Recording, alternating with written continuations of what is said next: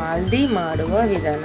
ಗೋಧಿ ಹಿಟ್ಟಿಗೆ 2 ಚಮಚದಷ್ಟು ಎಣ್ಣೆ, ಸ್ವಲ್ಪ ಉಪ್ಪು ಹಾಗೂ ಸಣ್ಣ ರವೆಯನ್ನು ಸೇರಿಸಿಕೊಂಡು ಚಪಾತಿ ಹಿಟ್ಟಿನ ಅದಕ್ಕೆ ಸ್ವಲ್ಪ ನೀರನ್ನು ಬೆರೆಸಿ,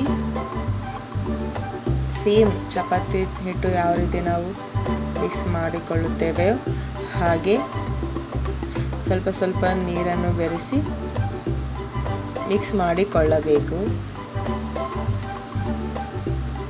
ಜಾಸ್ತಿ ನೀರನ್ನು ಹಾಕೋ ಹಾಗಿಲ್ಲ, ಫುಲ್ಲು ಗಟ್ಟಿಯಾಗಿಯೂ ಇಲ್ಲ,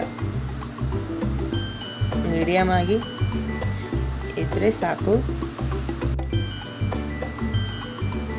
ಎಷ್ಟು ಚೆನ್ನಾಗಿ ನಾದಿಕೊಳ್ಳುತ್ತೇವೋ ಅಷ್ಟು ಒಳ್ಳೆಯದು. ಇದನ್ನು 5 ನಿಮಿಷಗಳ ಕಾಲ ಮುಚ್ಚಿಡಬೇಕು. ಆಮೇಲೆ ದೊಡ್ಡ ಉಂಡೆ ಮಾಡಿ ಚಪಾತಿಯ ಥರ ಅಲ್ಲ, ಸ್ವಲ್ಪ ದಪ್ಪವಾಗಿ ಬೇಯಿಸ್ಕೋಬೇಕು. ಆಮೇಲೆ ಸ್ವಲ್ಪ ಮಿಕ್ಸಿಯರನ್ನು ಹಾಕೋಬೇಕು.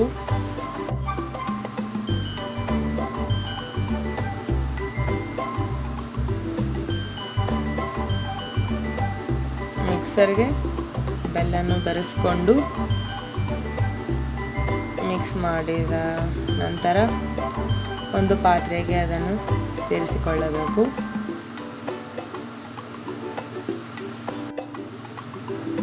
ಹಾಗೆ ಉಳಿದ ಚಪಾತಿಗಳನ್ನು ಮಿಕ್ಸ್ ಮಾಡಿದ ನಂತರ ಕೊಬ್ಬರಿ ಪುಡಿ,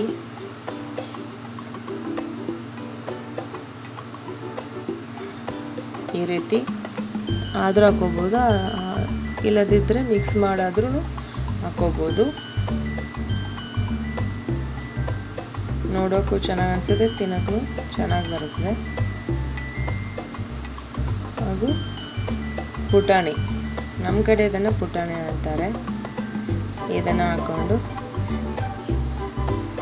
ನಂತರ ಸ್ವಲ್ಪ ಸೋಪು ಹಾಕಿದರೆ ಹೋಗಿತ್ತು, ನಮ್ಮ ಮಾಲ್ದಿ ರೆಡಿ. ಇದನ್ನು ಮಿಕ್ಸ್ ಮಾಡಿದರೆ ಆಯಿತು. ಇದನ್ನು ಹಾಲಿನ ಜೊತೆ ತಿಂತಾರೆ. ಈಗಂತೂ ಮಾವಿನ ಹಣ್ಣು ಸೀಸನ್ ಇರೋದರಿಂದ ಶೀಕ್ನಿ ಅಂತ ಮಾಡ್ತಾರೆ, ಸಖತ್ತಾಗಿರುತ್ತೆ.